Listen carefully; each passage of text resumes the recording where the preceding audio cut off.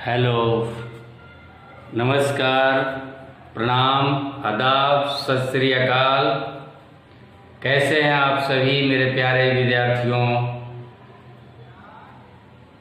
एक बार मैं पुनः आप सभी को बीकेबी हाईटेक स्कूल में हार्दिक अभिनंदन करता हूं। आज हम लोग फिर से भ्रमण करने चलते हैं क्वेश्चन टैग के अंदर। बहुत ही आसान, सबसे आसान इंग्लिश ग्रामर का चैप्टर आप लोग बना रहे हैं।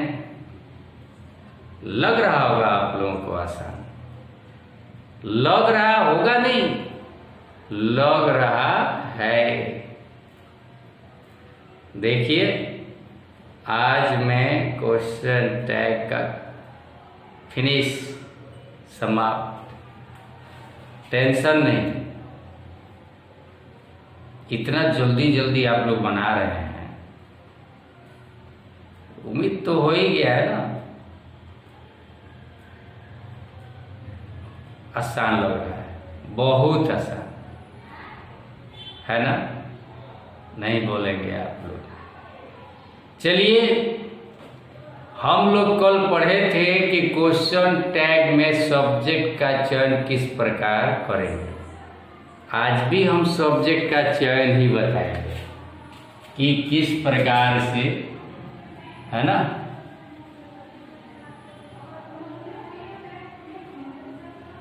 क्वेश्चन टैग में सब्जेक्ट का चयन कैसे होगा। कल मैंने आपको बताया था, याद कीजिए, कि जब कोई स्टेटमेंट में पर्सनल प्रोनाउन हो तो क्वेश्चन टैग का सब्जेक्ट पर्सनल प्रोनाउन ही होता है, और यदि नाउन हो जाए तो नंबर और जेंडर को ध्यान में रखते हुए ही, सी, इट या दे में से चयन करते हैं।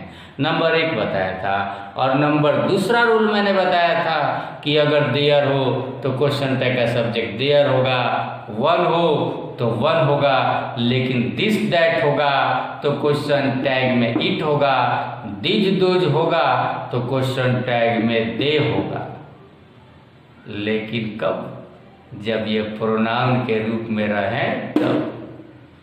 अगर एडजेक्टिव के रूप में हो, दिस दैट दिस दोज, जैसे this boy, this pen, pen की विशेषता बता रहा है दिस। अगर एडजेक्टिव के रूप में दिस दैट दिस दोज हो तो क्वेश्चन टैग का सब्जेक्ट नाउन के अनुसार होगा, जो दिस दैट या दिस दिज के बाद जो आ रहा है बॉय, पेन, उसके अनुसार होगा। और फिर से हम वहीं पर चले जाएंगे, ही, सी, इट या दे में से चयन करेंगे। देखिए, ये मैंने 2 रूल कल बताया था, एक्सेप्शन के साथ भी बताया था ना, बनाया था ना आपने, बिल्कुल बनाया था। तो चलिए, आज हम लोग चलते हैं रूल नंबर 3 पर।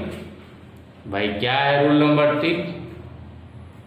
कैसे हम चयन करेंगे सब्जेक्ट का, किसको देखकर क्या करेंगे, है ना। टेंशन? कोई टेंशन नहीं, फिर से मैं बोल रहा हूं, कोई टेंशन नहीं। क्या टेंशन नहीं भाई? यदि मूल कथन में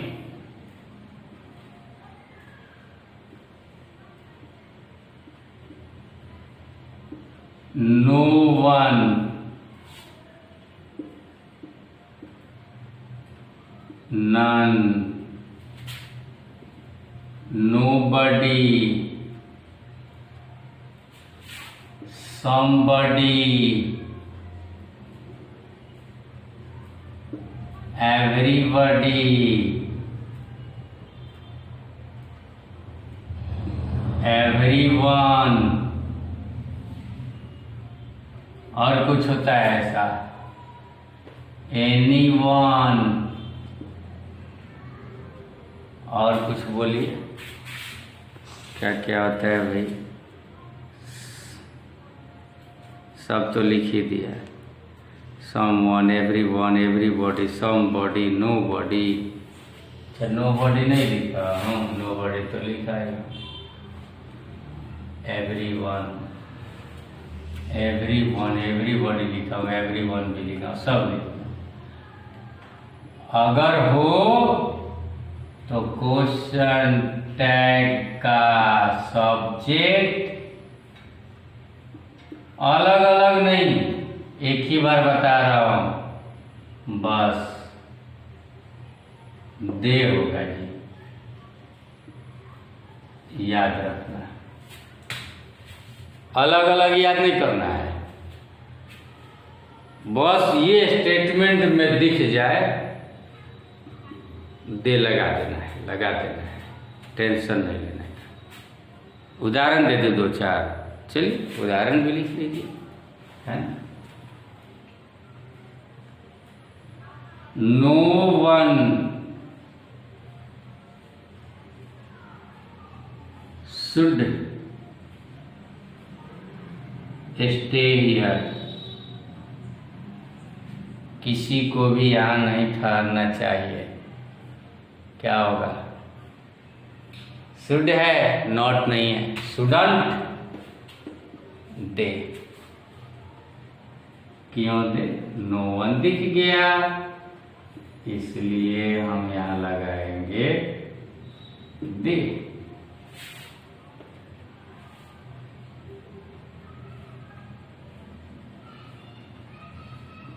एवरीवन विल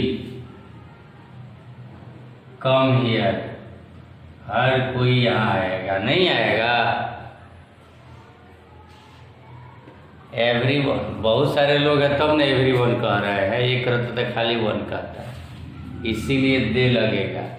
आ विल और नॉट क्या हो जाएगा, वांट दे, प्रश्नवाचक चिन्ह।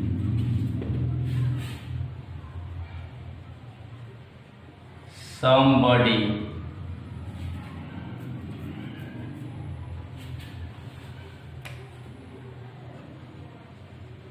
was missing,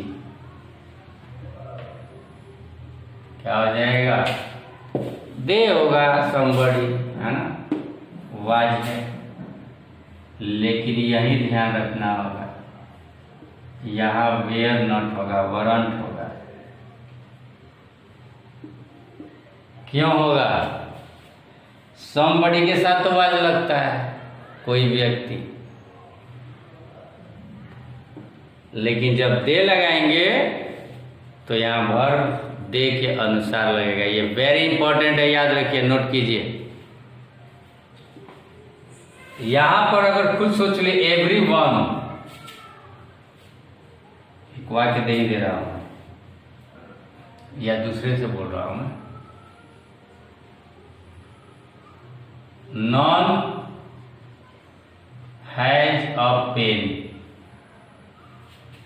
किसी के पास कलम नहीं है, बहुत सारे लोग हैं तब नॉन का प्रयोग कर रहे हैं, दे लगेगा, क्या हैज यहाँ पर हैज लगेगा, नहीं, बदल जाएगा, अब यहाँ हैज के अनुसार हैव लग जाएगा।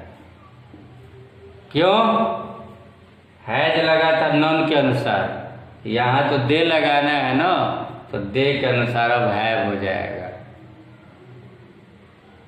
और नॉट नहीं लगाया, हवंट नहीं लिखा, क्यों, नॉन खुद नेगेटिव वर्ड है, इसलिए यहाँ पर नॉट नहीं लगेगा, याद रखिएगा, ठीक है।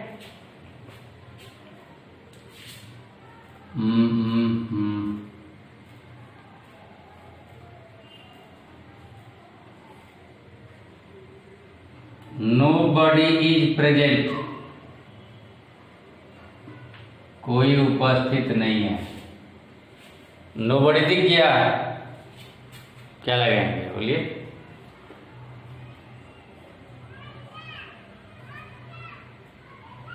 इज है, नोबडी, आर, दे। नोबडी है तो दे लगेगा, नोबडी निगेटिव है तो यहाँ निगेटिव नहीं लगेगा। इज का प्रयोग नोबडी के अनुसार किया गया था, आर का प्रयोग दे के अनुसार किया जाएगा। गुड, समझ में आ गया? अच्छे बच्चे हैं आप लोग, समझ गए।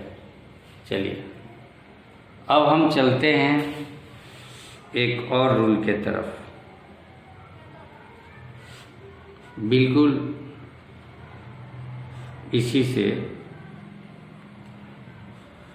मिलता जुलता है, टेंशन नहीं लेना है। बता दूं?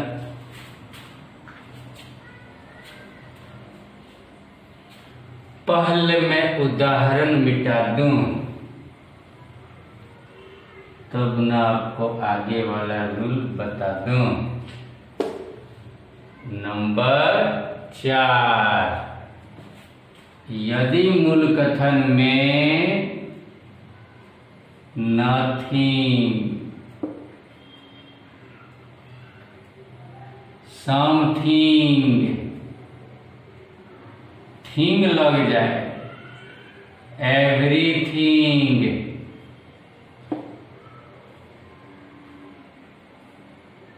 एनीथिंग, थिंग लगा हुआ है, सब चीज वही है। नो वन, अब बॉडी के जगह पर थिंग लगा हुआ है ना, नथिंग, एनीथिंग, समथिंग, एवरीथिंग अगर हो तो क्या करेंगे? तो भी टेंशन नहीं लेने का।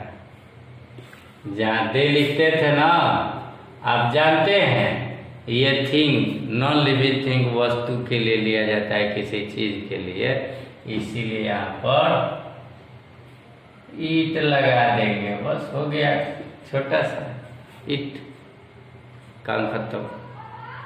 कितना आसान है, टेंशन नहीं लेना है ना। ऐसे सम थिंग इज हियर, कुछ यहाँ है, क्या हो जाएगा? इजंट इट, बस बन गया। एवरीथिंग वाज क्लियर, सब कुछ साफ था, क्या हो जाएगा? Wasn't it.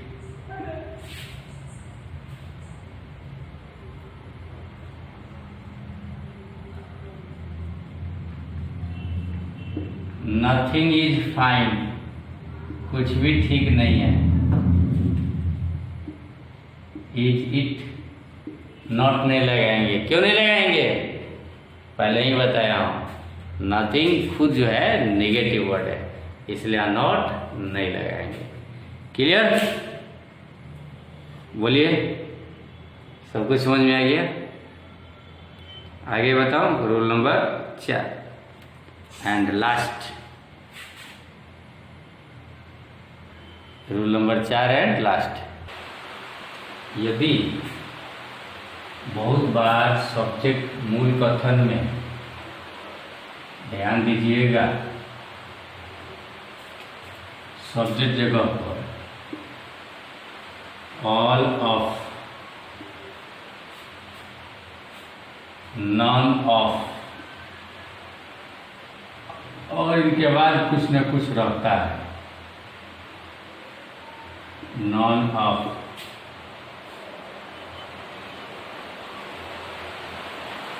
Every one of,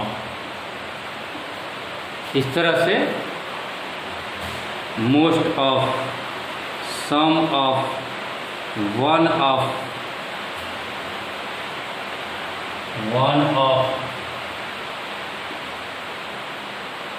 most of, और क्या था? Every one of, some of any one of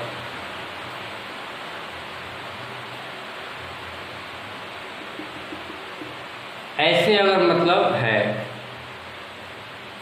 अब खाली स्थान की जगह पर क्या क्या आ सकता है, ध्यान दीजिए। ऑस आ सकता है, यू आ सकता है और देम आ सकता है। जैसे all of us, all of you, all of them, यही होता है। ऑल ऑफ अस मतलब हम सभी, ऑल ऑफ यू मतलब आप सभी, ऑल ऑफ देम मतलब वे सभी। उसी तरह नॉन ऑफ अस हम में से कोई नहीं, नॉन ऑफ यू आप में से कोई नहीं, नॉन ऑफ देम उनमें से कोई नहीं, एवरी वन ऑफ अस हम में से हर कोई, एवरी वन ऑफ यू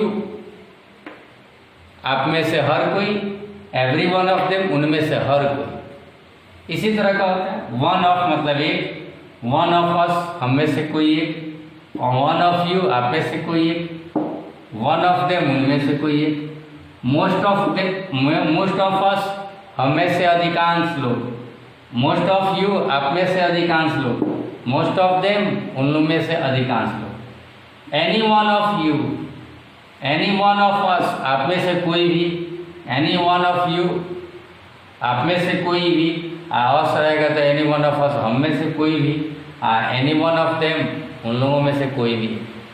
मतलब ये रिक्त स्थान पर यही तीन रहेंगे और इन्हीं तीन को बदलना है। ये यानी वन ऑफ, नॉन ऑफ, इन पर ध्यान नहीं कर रहा है ना, उतना टेंशन नहीं लेना है। और ये देखिए बहुत आसान, अस, जैसे all of us will play, हम में से हर कोई, सभी लोग खेलेंगे। तो कौन खेलेंगे? हम ही लोग खेलेंगे। इसीलिए क्वेश्चन टैग का सब्जेक्ट बी हो जाएगा। यू, कोई टेंशन नहीं, यू होगा। देम, समझ गए होंगे आप लोग क्या होगा, दे होगा। उदाहरण, चलिए कोई दिक्कत नहीं, मैं एग्जाम्पल भी ले लेता हूँ। एग्जाम्पल है all of us will go on a tour, हम में से सभी लोग टूर पर जाएंगे। क्या होगा? अस दिख रहा है ना, ऑल ऑफ अस, वी होगा, बस सिर्फ वी। विल नॉट नहीं, यहाँ पर विल नॉट लगेगा और नहीं,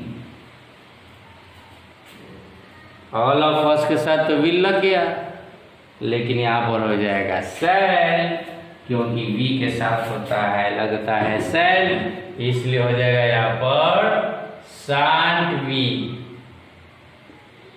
है ना। ये ध्यान में रखिएगा। उसी तरह यहाँ लगेगा अगर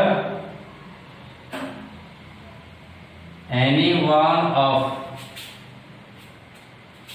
one of they can do it, उन लोगों में से कोई भी एक आदमी इस काम को कर सकता है, इसे कर सकता है। क्या लगेगा? कैन तो लगेगा ही और नॉट भी लगेगा, तो कांट हो जाएगा। और यू दे है, दे सॉरी देव, तो यहाँ क्या हो जाएगा? दे। एक और उदाहरण ले लेता हूं।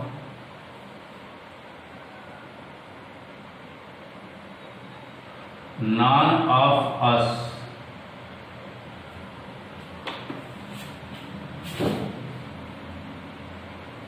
वाज प्रेजेंट देयर, हम में से कोई भी वहां उपस्थित नहीं था, हम में से कोई भी उपस्थित नहीं था। तो बोलिए क्या हो जाएगा? अस तो वी होगा, वाच तो ये नॉन के साथ लगा है, लेकिन जब वी लगेगा क्वेश्चन टैग में तो वाच किसे बदल जाएगा? वेयर में। और क्या हो जाएगा? वेयर के साथ नॉट लगेगा नहीं लगेगा, क्योंकि नॉट खुद नेगेटिव वर्ड है, इसीलिए यहाँ पर नॉट नहीं लगेगा, वेयर नहीं होगा और हो जाएगा वेयर भी। देखा ना आपने, लास्ट तो रूल है, कितना ध्यान देने वाले। बहुत लोग क्या करेंगे, वाज है तो वाज लगा देंगे, गलत हो जाएगा, याद रखना। ये देखकर यहाँ वी लगाना है तो वेयर लगेगा, यहाँ वाज को देखकर नहीं लगाना है। जैसे यहाँ विल लगा था तो ऑल ऑफ अस के अनुसार लगाते हैं, यहाँ से वी लगा, अस लगा था तो उसके अनुसार, यहाँ वी के अनुसार सेल का प्रयोग है, इसलिए सेल प्लस नॉट होगा। तो चेंज करना होगा एनामेलस फाइनाइट, यानी कि एक्जुलेटरी वर्ब को चेंज करना होगा क्वेश्चन टैग के सब्जेक्ट के अनुसार, और ये क्वेश्चन टैग का सब्जेक्ट चेंज होगा किसके अनुसार, इसके अनुसार। इंपॉर्टेंट, खत्म क्वेश्चन टैग, टेंशन नहीं लेना है, टेंशन नहीं लेने का। कल से हम लोग न्यू चैप्टर स्टार्ट करेंगे। थैंक यू बोलिए आप लोग। इतना कम समय में इतना आसानी से धीरे धीरे पढ़ाते हुए बस मैंने 3, 4, 5 दिनों में क्वेश्चन टैग खत्म कर दिया। अब क्या चाहिए, महीना दिन पढ़ेंगे तब समझ में आएगा, हैं? कहीं से भी आप अपने एग्जाम के बुक में से या क्वेश्चन पेपर में से क्वेश्चन टैग निकाल कर देख लीजिए, नहीं बनेगा तो पैसे वापस एकदम बन जाएगा। चलिए अब उसमें इम्पोर्टेंट चीज़ भी आपको एक चीज़ बता दूं।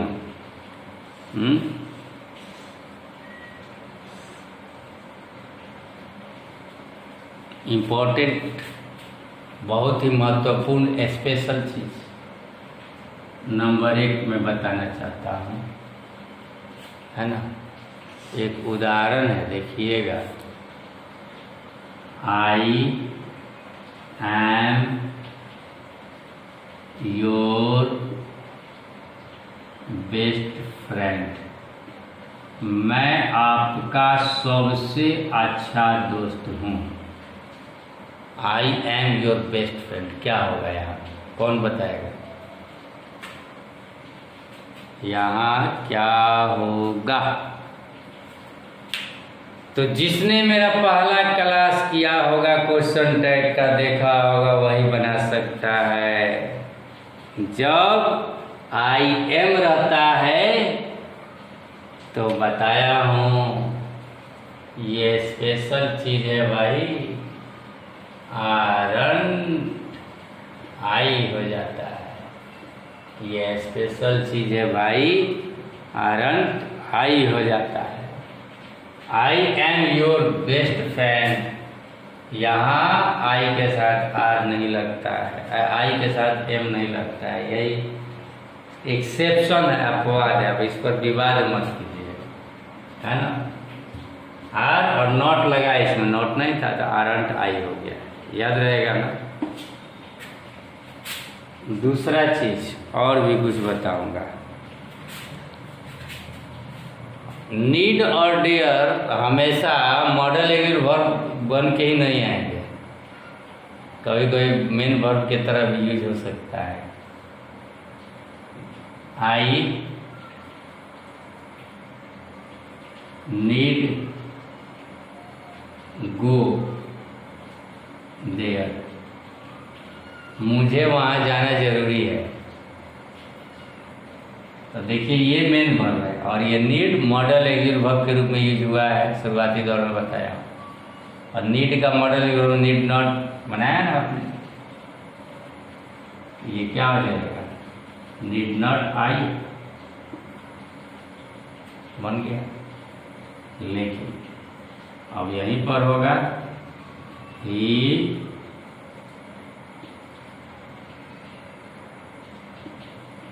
Does not need to come, उसे आने की जरूरत नहीं है। तब क्या होगा, अब यहाँ नीड देकर नीड नॉट लगा देंगे, नहीं, डज के साथ नॉट लगा है, डज सहायक क्रिया है और ये प्रेजेंट इंडिफिनिट का वाक्य हो गया, इसलिए यहाँ पर डज लगेगा और ही लगेगा। इसी प्रकार से नीड और डेयर पर ध्यान देना है कि कब मॉडल ऑक्सिलरी वर्ब है और कब सहायक क्रिया है। जब मॉडल ऑक्सिलरी वर्ब के रूप में रहेगा तभी नीड नॉट या डेयर नॉट लगाएंगे, लेकिन जब सहायक क्रिया लगा हुआ है और मेन वर्ब के रूप में इसका प्रयोग जब किया गया है तो सहायक क्रिया के साथ यानी एनएमएलएस फाइनाइट के साथ ये बनाएंगे, डू डॉज ही जा रहे जो कुछ भी लगा हुआ हो उसके साथ बनाएंगे। इम्पोर्टेंट चीज हो गया। अब नंबर 3 यही केस है यूज के साथ भी। एक है आप जानते हैं यूज्ड टू, बहुत लोग यूज टू को मॉडल ऑक्सिलरी वर्ब ही मान लेते हैं। तो जब मॉडल ऑक्सिलरी वर्ब मानिएगा तो मानिएगा I used to cut hair, मैं बाल काटा करता था। जब यूज्ड टू को आप मॉडल ऑक्सिलरी वर्ब मानते हैं तो यूज्ड नॉट आई हो जाएगा, लेकिन जब यह पास्ट इंडिफिनिट का वाक्य हो गया, यूज का वर्ब का दूसरा रूप लगा, अगर यह मानते हैं तो डिडंट आई हो जाएगा। मतलब कि दोनों तरीके से आप बना सकते हैं। डिड भी लगाकर बना सकते हैं और यूज्ड भी, यूज्ड नॉट भी बनाकर लगाकर बना सकते हैं। कैसा लगा? ये था आज का नहीं बल्कि पूरे क्वेश्चन टैग का एक्सेप्शन, ये याद रखने वाला चीज़ है। और आज का अंतिम क्लास तो हमेशा याद रखना है, इसमें जिन भी चीज़ों का मैंने जिक्र किया है वह इम्पोर्टेंट चीज़ों का मैंने जिक्र किया है। फिर जो है आपको आगे कष्ट नहीं होगा, कभी भी नहीं होगा। टोटल क्वेश्चन आप बना लेंगे, बनाकर देख लीजिए। जो क्वेश्चन नहीं समझ में आता है you can ask me now. Thanks a lot for watching my today's class. कैसा लगा क्लास ये भी मुझे ज़रूर बताएंगे। क्वेश्चन टैग पूरा कैसा लगा ये मुझे ज़रूर बताएंगे, ठीक है। So thanks.